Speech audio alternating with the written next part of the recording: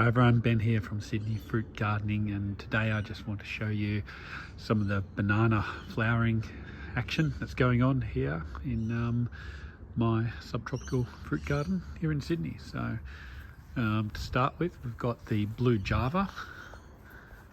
Blue java has just put out this nice looking rack here. I've found that these are sort of smaller bananas generally, but still quite tasty. These ones haven't yet done anything. This is a mystery one I got through a swap, but they've got to be soon, I reckon. Sort of a more greeny trunk than some of the others. These ones are sort of a bit greeny pinky, these blue javas. The blue javas I find are not actually very blue. They're much more green than yellow. Maybe there's a bluish tinge to them, hard to tell, but I didn't notice it anyway on the first rack that I got. Now this one up here is also flowered. It's just got the beginnings of a flower forming there. That's blue java as well. Now it gets a little interesting over here. You've got the classic red daca. You can see the red trunks here.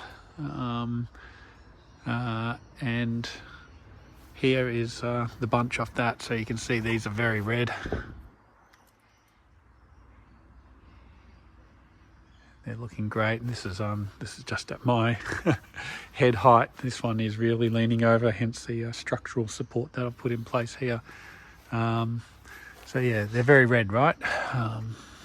They're doing great. So these are probably the tastier of the two I've found. The red daca,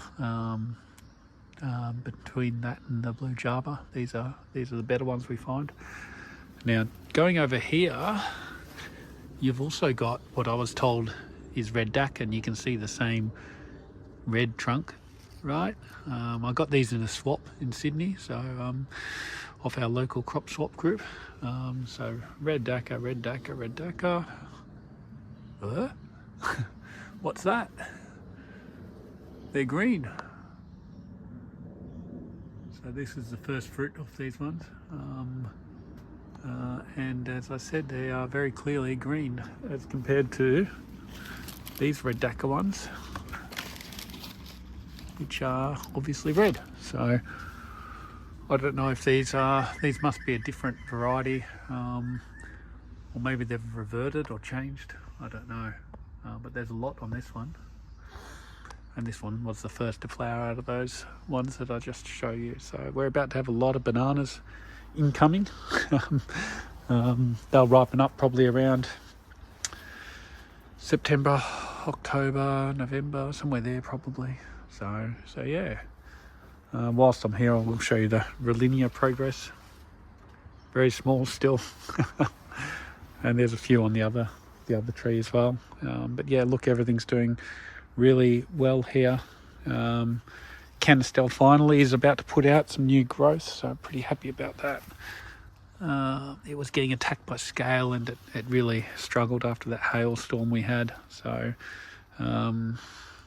yeah, that's really happy about that. And I think finally I've got this Jaboticaba over here, and it's finally about to put out some new growth. Again, it didn't really come back after that hailstorm. It's got a lot of gullangull here in front of it. I don't know if that would be affecting it, stealing the nutrients, I'm not sure, but anyway, I think it's about to put out some new growth, which is great. The white sapote as well has been starting to put out some new fruit. I literally basically just pulled the old fruit off and it started flowering again. So there's some more small ones there, some more over here as well. So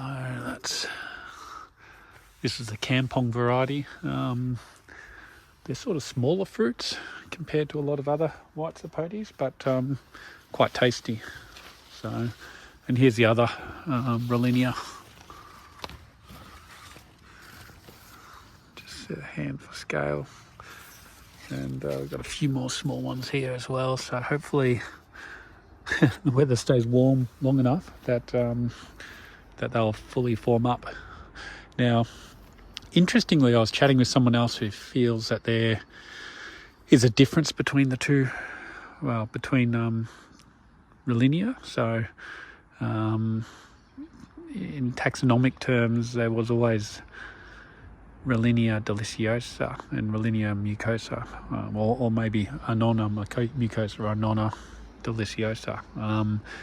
Now, one of them, now they're both Annona mucosa now.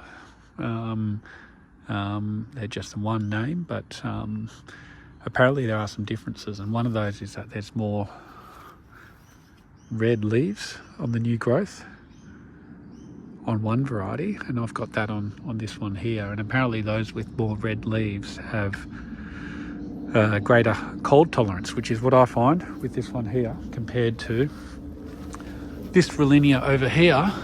And this is a Daly's one, so this Rollinia has the more green leaves on the new growth. So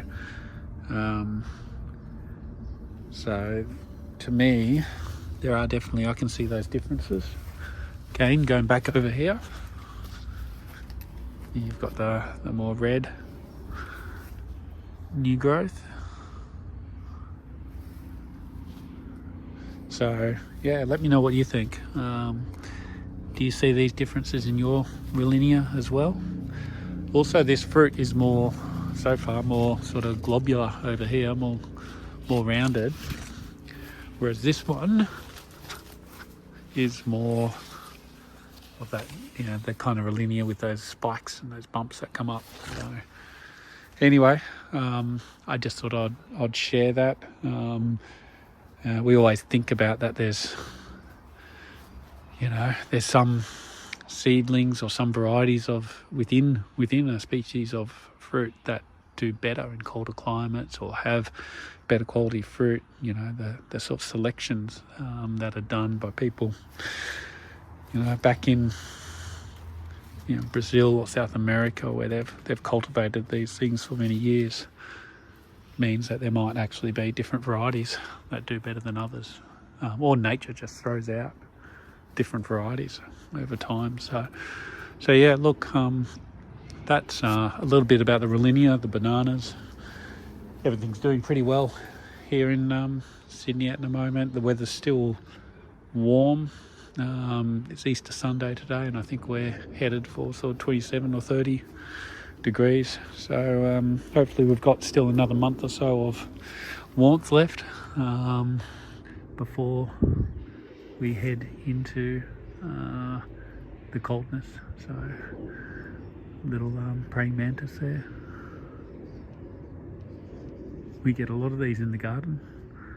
Have you ever seen a praying mantis egg? I will take you to show you one. I think it's just around here.